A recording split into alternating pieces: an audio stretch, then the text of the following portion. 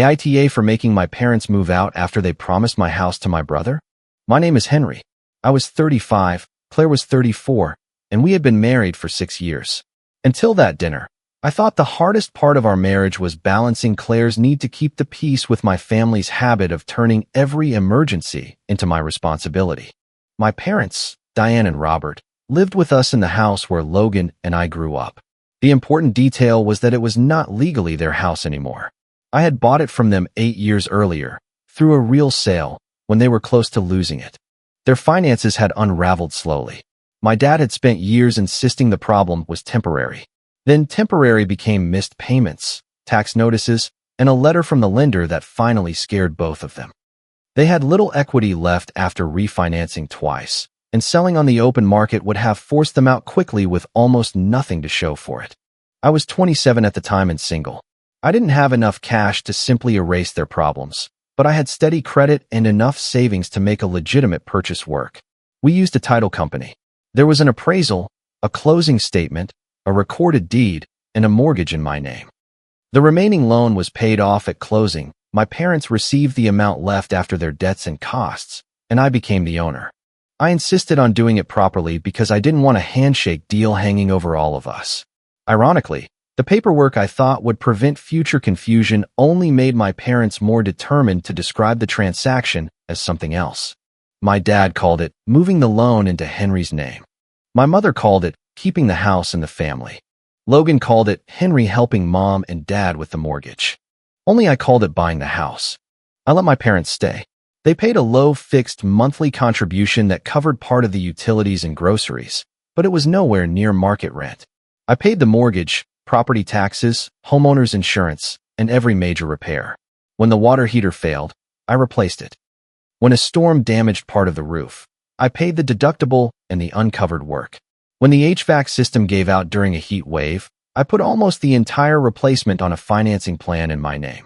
I kept the receipts in a folder and a handwritten maintenance list inside one of the kitchen cabinets. It wasn't because I planned to use them against anyone. I was simply the person who noticed the loose railing, scheduled the service call, and made sure there was money set aside for the next expensive surprise. Claire used to say that was what she loved about me. "You make people feel safe," she told me once while I was replacing a leaking faucet after work. At the time, it sounded like appreciation. I didn't understand that everyone around me had started treating that safety like a resource they could divide up without asking. Claire moved in after we got engaged. My parents had the downstairs bedroom and bathroom. Claire and I took the larger bedroom upstairs, and the smaller room across the hall became our office. Logan's old bedroom became a guest room, though he never accepted that change. He kept boxes in the closet. He left an old game console under the bed. Every few months he would show up, open the door, and say something like, "You still haven't thrown out my stuff, right?" I would remind him that it was no longer his room. He would grin and say, "It'll always be my room." The first few times, I treated it as nostalgia. Then he started staying without asking. Once, after a breakup, he arrived with 2 duffel bags and stayed 12 days. My mother told me he was just regrouping. Claire said it wasn't worth creating a fight over a week or two. I told Logan that any future stay had to be cleared with me first. He nodded, thanked me, and ignored the rule the next time. That was part of my failure in all of this. I made boundaries, but I rarely attached consequences. I would object, get called rigid, and eventually pay for whatever kept the house calm. Then I would resent everyone for accepting help I had chosen to continue giving. My father had a phrase for it. "This is what the oldest son does." He said it when I covered a car repair for my mother. He said it when I added Logan to my family phone plan because Logan's credit was bad. He said it when I paid part of Logan's auto insurance after a rate increase. Claire heard those comments and sometimes rolled her eyes privately, but in front of my parents, she almost always softened them. "They don't mean it like that," she would say. Or, "It's easier to help than turn it into a whole thing." For years, easier won. The latest crisis started when Logan's girlfriend, Kayla, told him to leave her place. Logan said they had been arguing about bills and that she had become controlling. Kayla later told my mother, who repeated it to Claire, that Logan had taken money from their shared savings to buy a customized motorcycle and then missed his share of 2 months of expenses. The motorcycle wasn't something he needed for transportation. He already had a car. He bought it because a friend was selling it and he claimed the price was too good to pass up. When I asked whether he had listed it for sale, Logan said, "I'm not taking a huge loss because Kayla had a meltdown." I offered to pay one apartment application fee and help him find a roommate arrangement. I also sent him 3 listings within a reasonable drive of his job. He rejected all 3. One room was too small. One house had weird rules. The third required a larger security deposit than he wanted to pay. Then he asked to stay with us for 3 months. I said no. He stared at me across the kitchen island like I had just denied him food. "You have 4 bedrooms. We use 3, and Mom and Dad live in the 4th. You don't even use the office every day." That is not the point. It's exactly the point. You have space. I reminded him of his past temporary stays and told him 3 months would become 6, then a year. I said I would help him find a realistic option, but he was not moving in. He left angry. My mother cried afterward, not because Logan was homeless that night, since he was staying with a friend, but because I had made him feel unwanted in his own family home. I corrected her. This is my home. It can still be a family home, but those are not the same thing. My father looked up from the table. A deed does not erase who built this family. I should have taken that sentence more seriously. 2 weeks later, my parents invited Logan to dinner. Claire made pot roast and mashed potatoes. My mother set the table with the plates she used for holidays, which should have warned me that she planned to make an announcement. We were halfway through the meal when she reached into the canvas bag beside her chair and pulled out a glossy apartment brochure. She placed it next to my plate. "I think this solves everything," she said. There were handwritten notes in the margins. Monthly rent, estimated utilities, parking fee, move-in date. I looked at the brochure, then at her. "What is this?" "A place for you and Claire. It's only about 15 minutes away." I thought she was making a bad joke. No one else laughed. My father folded his napkin and set it beside his plate. "Logan needs stability. He should come home for a while." I looked toward the guest room hallway, then back at him. "He is not moving in." My mother gave me the patient smile she used when she had already decided I was being unreasonable. "He would use your room. It makes more sense. You and Claire have the apartment, and Logan has enough space here to get organized." I stared at her. "You assigned him our bedroom?" "Temporarily," she said. Logan leaned back in his chair. "It's 3 months, Henry. Why are you acting like I'm taking the place?" My father spoke before I could answer. "The mortgage and property expenses would stay the same, obviously. Those are in your name. We would cover what we already cover." I waited for someone to correct him. No one did. "Let me understand this," I said. "Claire and I leave the house I own. Logan moves into our bedroom. I keep paying the mortgage, taxes, insurance, repairs, internet, and whatever else you decide is my responsibility." My mother sighed. "You can afford to be kind." That was not my question. Claire touched my wrist under the table. "Henry, lower your voice." That was when I noticed she wasn't confused. She was tense, but not surprised. I looked at her. "You knew about this." She glanced at my parents. We were going to talk privately. The room seemed to narrow around me. Who exactly decided where my wife and I are moving? My mother started to answer, but Claire cut in. "The apartment is available in 2 weeks. The deposit is already handled, so we have time to think without losing the option." She knew the availability date. She knew the deposit status. She knew the cancellation window. I pushed my chair back. "Dinner is over." My father frowned. "We are not finished." "I am." I picked up the brochure and looked at Claire. "Kitchen. Now." She followed me, closing the swinging door behind her. I could still hear my mother whispering to Logan in the dining room. Claire crossed her arms. "You embarrassed everyone. Did you pay money for this apartment?" "I paid a holding deposit." "How much?" "Henry." "How much?" $1,850. "From where?" She looked away. "Our joint checking account." For a second, all I heard was the hum of the refrigerator. I opened the banking app on my phone. The withdrawal was there, posted under the apartment management company's name. The date was 3 weeks earlier. I turned the screen toward her. "You did this 3 weeks ago." I was keeping an option open. An option for who? Because nobody asked me. You would have said no before hearing anyone out. I did say no. Logan asked me directly. "You shut him down." "Yes. That is what no means." She lowered her voice. "You still own the house. You are not losing anything." I remember that sentence more clearly than almost anything else from that night. You think being removed from my own home is not losing anything? It would be temporary. Then why is the deposit non-refundable? Her face changed slightly. I looked at the brochure. The handwritten note said the holding deposit became non-refundable after 72 hours. That deadline had passed weeks ago. Claire rubbed her forehead. We can afford both places if we are careful. How do you know what they think we can afford? She didn't answer. What did you show them? Nothing they didn't already generally know. That is not an answer. She took a breath. You make everything sound worse when you call it a scheme. I didn't call it anything yet. My mother pushed the kitchen door open. Are you two coming back? No, I said. She looked at Claire, not me.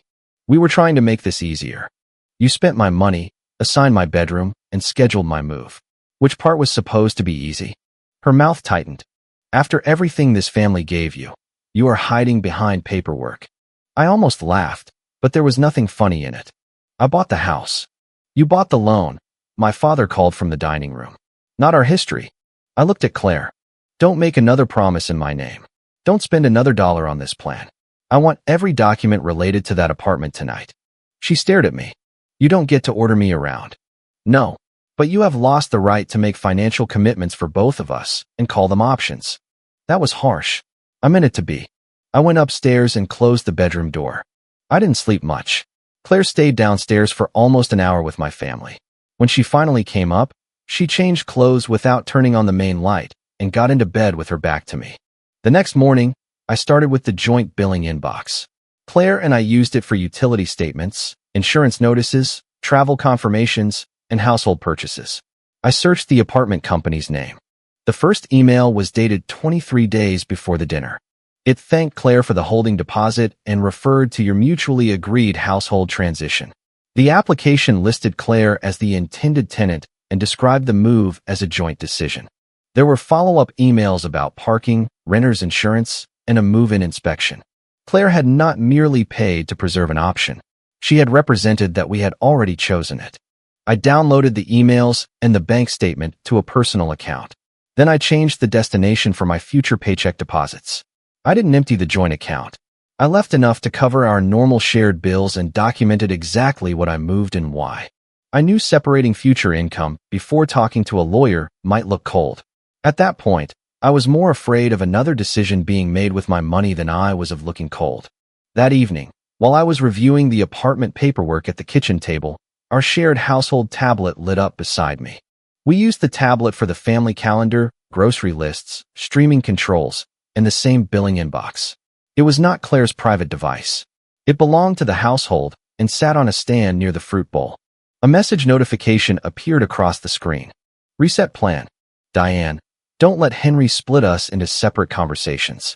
That is how he wears people down. I stared at it. The message preview disappeared, but the chat icon remained. I knew I should probably wait and ask Claire. I also knew she had already spent joint money, misrepresented my consent, and refused to tell me what financial information she had shared. I opened the chat. The first messages were ordinary enough. My mother sent a photo of a grocery sale. Logan posted a joke about my father falling asleep during a baseball game. Claire reminded everyone about a dental appointment. Then, 7 weeks before the dinner, the subject changed. Diane, Logan can't keep bouncing around. We need a plan before Henry turns it into a debate. Claire, he will refuse if we ask him while it is still hypothetical. Robert, it is not hypothetical. Logan comes home. Henry can stay elsewhere for a short period. Logan, I am not sleeping in the small room. If I am there more than a month, I need the main bedroom. Diane, that is reasonable. Henry and Claire will have their own place. I scrolled slowly, taking screenshots with my phone as I went. Claire had sent cropped images from our budget spreadsheet. Not the entire file, but enough. Our savings balance. Our estimated mortgage balance. Our monthly disposable income after recurring bills. Under one screenshot, she wrote, Claire, we can carry both places if we stop treating every dollar like a boundary. My mother replied, Diane, once the deposit is paid, Henry will not let the money go to waste. Claire, he will be furious for a few days, but he will not risk the marriage over a house. I had to put the tablet down. I walked outside and stood on the back steps because I didn't trust myself to remain in the same building with them. Through the kitchen window, I could see my mother rinsing a mug. She looked completely normal. Claire was upstairs. My father was watching television. 7 weeks. They had discussed my money, my marriage, my bedroom, and my likely emotional response for 7 weeks. The worst part was how practical it all sounded. There was no villainous speech. No one wrote that they hated me. They talked about me the way people discuss a difficult permit they expect to work around. I went back inside and kept reading. Logan had sent photos of our bedroom that my mother had apparently taken while Claire and I were out. Logan, the dresser can go in storage. I want the TV wall mounted on the other side. A few days later, he sent a photo of our office. Logan, this can be the gaming room once I move the desk. Robert, don't get ahead of yourself. Start with the bedroom. Logan, I am just planning. Then came the message that changed the whole conflict for me. Logan, long term, can the house be put in a family trust so it is not just Henry's decision forever? Robert, Henry holds it because the family needed him to at the time. Ownership can be corrected later. Diane reacted with a heart. Claire didn't challenge it. Instead, she wrote, Claire, first we need to get through the move without him turning it into a legal fight. I exported the chat history that the app allowed and forwarded the screenshots to my personal email. Then I photographed the tablet screen with the conversation dates visible. I didn't confront anyone that night. That decision was not noble. I wanted proof. I wanted them to keep speaking as if I might still surrender. Over the next 2 days, I answered questions only by text. My mother wrote, we need confirmation that you will keep the internet and utilities as they are. I replied, please list every expense you expect me to continue paying after the proposed move. She sent a detailed list that included the mortgage, taxes, insurance, repairs, internet, landscaping, and any utility amount above their current contribution. Logan wrote, truck is reserved for Saturday after next. Can you clear the bedroom closet before then? I replied, are you planning to move into the primary bedroom on that date? He answered, yes. Mom said it was handled. Claire texted from work, please don't cancel the apartment. The deposit was for us. I replied, did I authorize the deposit or the application? She answered, not directly, but we are married. We make decisions for the household. I saved everything. Claire noticed how calm I was and became uneasy. On the third night, she came into the office while I was printing bank statements. What are you doing? Documenting. Her face went pale. Documenting what? I looked at her for several seconds. I read reset plan. She froze. Then her expression hardened. You went through my private messages? It appeared on the shared tablet. That doesn't give you permission to read 7 weeks of conversations. No, the apartment application didn't give you permission to claim I agreed to move. The joint account didn't give you permission to spend $1,850 on a plan I had already rejected. Our marriage didn't give you permission to hand my financial information to my family. I was trying to create an option, not force you. You planned my reaction. You discussed how to isolate me. You told them I wouldn't risk the marriage. She folded her arms tightly. You are impossible to persuade when Logan is involved. I said no. You always say no first. That still doesn't make yes available for purchase. She looked down at the papers. I should have told you sooner. You should not have done it. I am sorry about the money. I am not sorry I tried to help. That was the first moment I understood our marriage might be over. Not because she had made one terrible decision, but because even after being caught, she believed the real mistake was timing. I said, you married me, but you negotiated with them like I was the obstacle. Her eyes filled, but I was too angry to soften it. You act like facts make you innocent, she said. You use numbers and documents to punish people. Right now, facts are the only reason I know what my own wife did. That was cruel. It was also true. She left the room and deleted the chat from the tablet. By then, I had the screenshots, exports, emails, and bank records. The next morning, I scheduled a consultation with an attorney named Elena Price. She handled property disputes and referred me to separate marital counsel for the financial issues involving Claire. Elena was blunt from the beginning. First, owning the property gives you rights, she said. It doesn't give you permission to improvise the process. I am not changing locks. Good. Don't remove your parents' belongings, shut off essential services, or assume their long-term occupancy gives them no protections.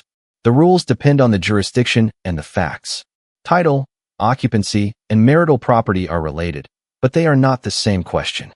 I showed her the deed, closing statement, mortgage records, insurance renewals, and proof of repairs. I also showed her the messages about Logan moving in. She read quietly. Your parents cannot authorize a new permanent resident against your wishes merely because they live there, she said. But if you want them out, use the required notice process. Don't create a self-help eviction problem because you are angry. I don't necessarily want them out. She looked at me over her glasses. You want them to acknowledge your authority over the property. Yes. That may be functionally the same conflict. She helped me prepare 2 written options. The first was an occupancy agreement. My parents could remain at a contribution far below comparable rent. Essential utilities would continue. The agreement included clear rules, no additional permanent residence without my written consent, shared responsibility for utility overages, reasonable access for maintenance, no entry into Claire's and my private rooms, and written notice for extended guests. The second option was relocation under the proper notice process if they refused the agreement. I gave them the documents at the dining table where they had tried to assign away my bedroom. My mother read the first page and started crying. You are turning us into tenants. You have been occupants in a house I own for 8 years. I am putting the arrangement in writing because you tried to move another adult in and move me out. My father didn't read past the title. A son does not hand his father a lease. It is an occupancy agreement. That is worse. You are acting like a landlord because it is easier than acting like family. You tried to remove me from the house and leave me with the bills. We raised you here, and I kept you here when the bank was taking it. The second I said it, I regretted the wording. My mother looked at me as if I had slapped her. That was my worst habit.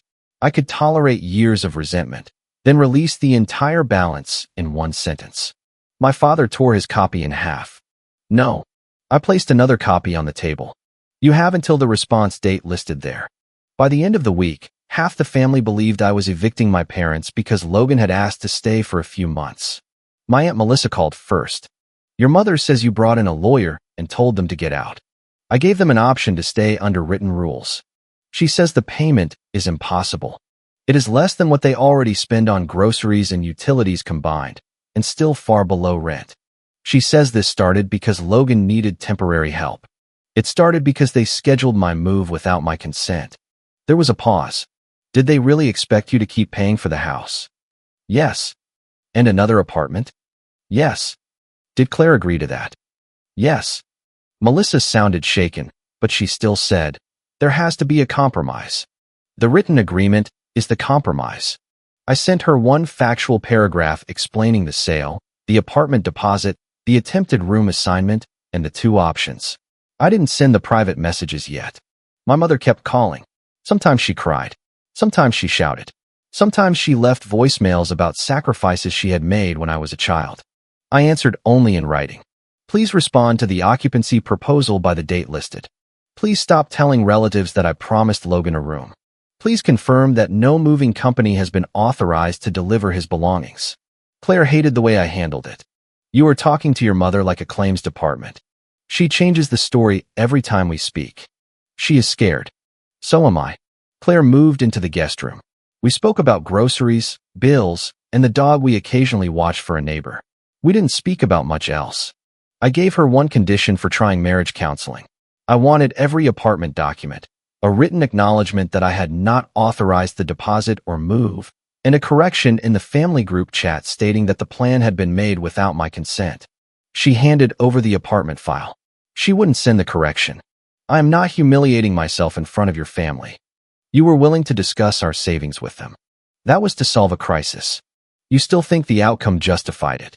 I think your brother needed help. I offered help. I did not offer my house. She shook her head. You want a confession, not counseling. I want you to acknowledge what happened before asking me to repair it. She refused. 2 days later, Logan texted me. Moving Saturday. Truck is paid for. Don't make this ugly. I replied, you do not have permission to move into the property. No one living there has authority to grant you permanent occupancy. Don't bring a truck. He responded, Mom said it is handled. I wrote, it is not. Saturday morning, the truck arrived anyway. I saw it through the front window just after 9 a.m. Logan was in the passenger seat. 2 friends followed in a pickup. My father opened the front door before Logan reached the porch. Claire came downstairs wearing sweatpants and stopped beside me. Please don't turn this into a scene. He brought a moving truck to a house where the owner told him not to move in. The scene is already here. Logan walked up holding a copied key. Move your car so the truck can back in. No. His friends began lowering the ramp. I walked to the driver and said, I am the property owner. I have not authorized this delivery or a new resident. There is an active dispute over occupancy. Nothing is to be unloaded into the house. The driver looked from me to Logan. Logan said, my parents live here. They approved it. I showed the driver my identification and a copy of the deed I had already placed near the door. The driver didn't care about our family history. He cared about liability. I'm not putting furniture into a disputed property, he said. You can redirect to storage or another address. Logan's face turned red. This is insane. One of his friends opened the back of the truck anyway. I could see boxes labeled primary bedroom, office, and game room. I pointed at them. 3 months. Logan stepped closer. You don't even use half the rooms. You were promised space by people who don't own it. My father came down the steps. Don't talk to your brother like that. Then stop promising him my property. Robert grabbed one of the smaller boxes and tried to carry it toward the house. I stood in the doorway. You are not bringing that into my private rooms. It is my home. It is your residence. It is not yours to assign. For a few seconds, I thought he might try to push past me. The doorbell camera was clearly visible above us, and I had my phone out. I didn't touch him. Claire came onto the porch. Let him stay one night, she said. Everyone is watching. I looked at her. That is exactly why they came this way. Logan threw his hands up. What am I supposed to do with the truck? There is a storage facility 6 minutes away. Are you paying for it? No. He laughed once, sharply. Of course not. The movers closed the truck. Logan's friends avoided looking at me. The driver gave him a phone number for dispatch and climbed back into the cab. The failed move-in was humiliating for Logan. I will admit that I did nothing to make it less public. Part of me wanted his friends to see the boxes. I wanted someone outside our family to witness how certain he had been that my answer didn't matter. My mother called a family meeting for the following evening. She invited Melissa, 2 cousins, and my father's sister. She told everyone the purpose was to stop me from destroying the family over paperwork. I agreed to the meeting because I was tired of correcting separate versions of the same lie. We sat around the dining table. Claire sat beside my mother instead of beside me. Diane began with a speech about raising 2 sons in that house and how a family home belonged to the whole family in ways no document could capture. Robert said I had received the property as an inheritance in advance. That was false. Logan said he had only planned to stay for 3 months and had never discussed taking over rooms permanently. That was also false. Claire said the apartment was meant to protect everyone from conflict. Melissa looked at me. Did you agree to move, yes or no? No. My mother interrupted. He would never agree if we asked the wrong way. Melissa turned to her. That is not what I asked. My father leaned forward. Henry always turns family matters into transactions. I let them talk. I asked sure questions. Who authorized the apartment application? Claire said, I submitted it. Who told Logan he could take the primary bedroom? My mother said, we discussed what made the most sense. Who agreed that I would keep paying every major expense? My father said, those expenses are yours regardless. Did anyone ask me before paying the deposit? No one answered. Then I placed a folder on the table. The first document was the closing statement from 8 years earlier. It showed the sale price, the payoff of my parents' debt, the closing costs, and the funds they received. The second was the recorded deed. The third was a summary of mortgage payments, property taxes, insurance, and major repairs. I didn't read every number. I showed enough to establish that the house had not been gifted to me and that my parents' contribution covered only a fraction of its cost. My father's sister picked up the closing statement. Robert, this was a sale. He said, on paper. No, I said, in the bank, at the title company, every month since. Then I placed the apartment deposit record beside it. Claire used $1,850 from our joint account 3 weeks before the dinner. The application described the move as mutually agreed. Claire looked down. My mother said, she was trying to help. Why was money paid before Henry knew? Melissa asked. Claire answered, because he would have shut it down. I opened the folder to the selected screenshots. I had printed only the messages related to the plan. I didn't include jokes, personal complaints, or unrelated family conversations. I read my mother's message about paying the deposit so I wouldn't let the money go to waste. I read Claire's message saying I would be furious for a few days but wouldn't risk the marriage over a house.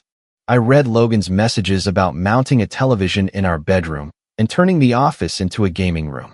Then I read his question about placing the house in a family trust and my father's answer that ownership could be corrected later. No one spoke for several seconds. Logan finally said, "Those were just ideas. You brought boxes labeled for the rooms." "I label everything." "You didn't ask for help," I said. "You scheduled my surrender and put my name on the bills." My mother covered her face. "You are enjoying this." "No. I am making sure everyone hears the plan you denied." Claire looked at me with tears in her eyes. "You didn't have to read my messages in front of everyone. You used everyone in this room to pressure me."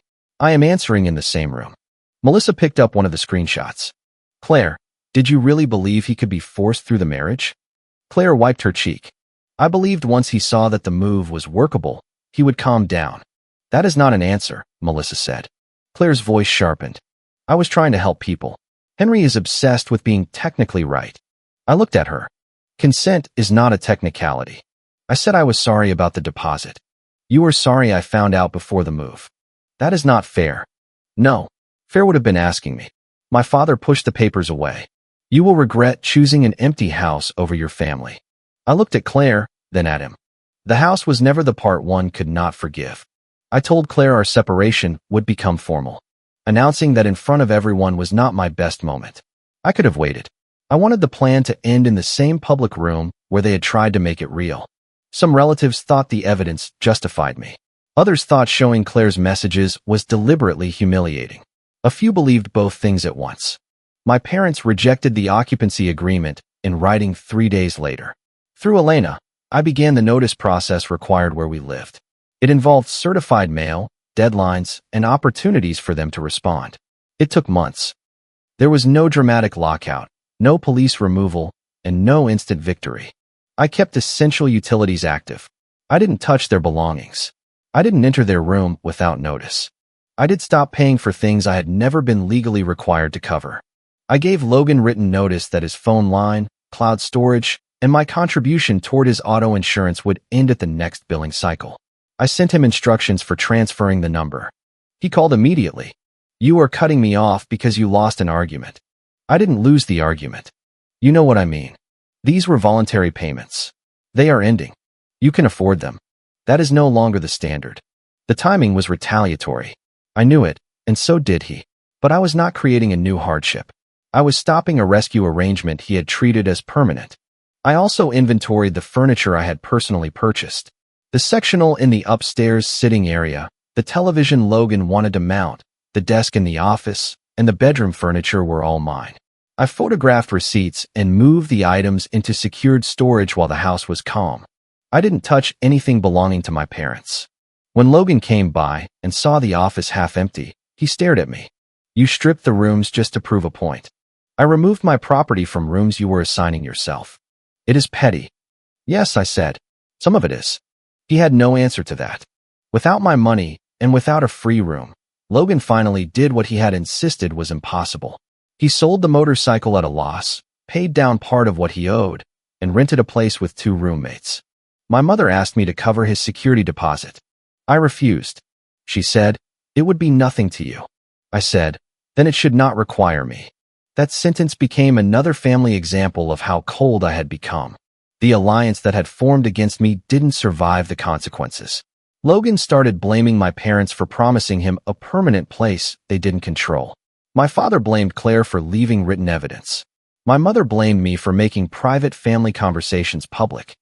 Claire blamed all of us for turning her temporary solution into a permanent rupture. When the apartment's move-in date arrived, Claire took it alone. She stood in our bedroom with 2 suitcases open on the bed, the same room she had promised to Logan. "I never thought you would actually end the marriage over this," she said. "I know. That is not what I meant. It is the problem." She folded a sweater and placed it in the suitcase. "We could still go to counseling. Without my parents involved, and only if you acknowledge that the plan itself was wrong." "I acknowledge I should have told you sooner." "That is not the same thing." She zipped the suitcase. You need control over the language before you will even discuss forgiveness. I need to know we agree that I was allowed to say no. She didn't answer. At the front door, she turned back. Was the house really worth all of this? The house was never the part one could not forgive. She left. Our divorce was not simple. The house had been mine before the marriage, but marital funds had contributed to some expenses and improvements. My attorney made it clear that title alone did not answer every financial question. Claire had legitimate interests that needed to be accounted for. I didn't try to use the house to deprive her of what counsel agreed was hers. We negotiated over savings, retirement contributions, furnishings, and documented marital payments. I kept the house by offsetting her legitimate share through other assets and a structured payment. She never fully admitted the plan had been wrong. Her final position was that she should have told me sooner and that I had made reconciliation impossible by treating the betrayal like a case file. My position was that she had made reconciliation impossible when she treated the marriage like leverage. Neither of us changed the other's mind. My parents moved out before the final legal deadline. They found a smaller rental they could afford with careful budgeting. Melissa helped them pack. I didn't attend the move, and I didn't pay for it. I did a documented walkthrough after they left. I returned the unused portion of their prepaid monthly contribution. My mother had placed handwritten labels on nearly every storage cabinet over the years. Towels, holiday dishes, batteries, Henry's repair things. Most of the labels peeled away cleanly. One tore in half and left a strip of yellowed paper stuck to the wood. The house was quiet in a way I had once imagined would feel peaceful. Instead, every room seemed to hold the outline of an argument. Some relatives stopped speaking to me. Others slowly returned. Melissa sent me a short message a few weeks after my parents moved. I am sorry I pressured you before asking what happened. I still wish it had ended differently, but I understand why you stopped it. I accepted her apology. I did not use it as an opening to restart financial support for anyone. Logan stayed with his roommates. Once he had to pay full rent, insurance, and his own phone bill, he stopped talking about the family trust. My parents managed their own utilities and expenses. Claire and I finalized the divorce months later. I kept the house, but there was no moment when it felt like I had won. The last thing I changed was the room Logan had claimed. I removed the old guest bed, patched the holes from shelves he had installed years earlier, and painted the walls a muted gray. I turned it into a reading room with one chair, a lamp, and a low bookcase. Nothing expensive, nothing chosen for someone else. While cleaning the kitchen, I found my old maintenance list inside the cabinet. Water heater, roof patch, HVAC estimate, gutter repair, replace upstairs window seal. The list covered years of problems I had prevented before anyone else had to feel them. For a long time, I had mistaken that role for love. I thought if I paid enough, fixed enough, and absorbed enough inconvenience, everyone would understand that my help was voluntary. Instead, my silence taught them that my limits were temporary obstacles. I threw away the old list and wrote a new household budget. Mortgage, taxes, insurance, repairs, my own utilities, my own savings. No backup phone line for Logan. No emergency fund for decisions I did not make. No blank category called family. The house finally felt like mine. The silence still reminded me what it cost. A boundary imposed late can look like punishment, especially to people who benefited from there being no boundary at all. I did not handle every moment perfectly. I used facts to hurt people when I was angry. I exposed Claire in public because part of me wanted her to feel the humiliation I had felt. I refused help I could easily have afforded because I needed my family to experience consequences without me softening them. But I did not abandon them. I stopped financing a plan designed to erase my consent. My parents had housing. Logan had housing. Claire received her lawful share in the divorce.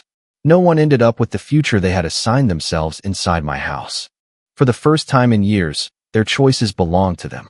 If you like the stories, don't forget to leave a comment and support the channel by subscribing. See you in the upcoming stories.